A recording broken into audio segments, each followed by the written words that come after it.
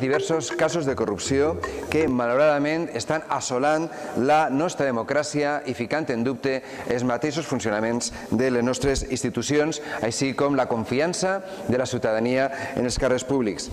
Delictes fiscals, blanquejos de capitals, prevaricació, suborn, malversació de caudals públics són la nota del dia.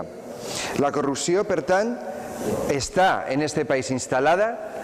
i, a més, s'ha de dir de forma clara perquè els dos grans partits i, darrerament, el Partit Popular, no han fet res per a que la legislació actual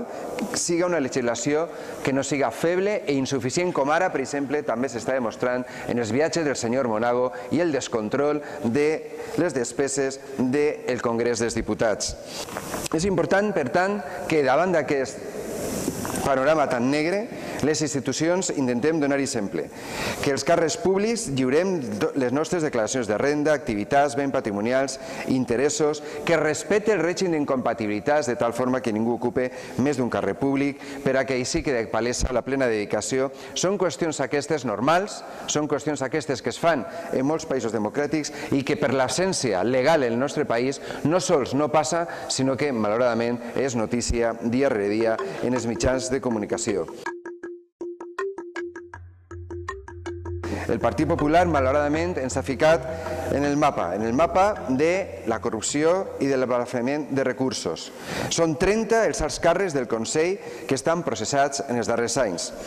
Per no parlar dels consellers, com el senyor Rafael Blasco, ja condenat a 8 anys de presó i pendent d'un altre judici, quasi una dotzena de diputats i diputades imputats que han anat deixant l'escó no per les famoses línies roges del senyor Fabra, sinó perquè han esperat al final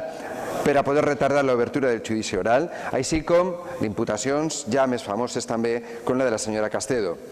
Recentment tenim dues imputacions més, la del senyor Cotino, s'ha fet abans una referència, i també ara la presumible imputació del senyor Alfonso Grau a través del cas Nos, a partir del finançament de les jornades València Summit per la Fundació Turisme València.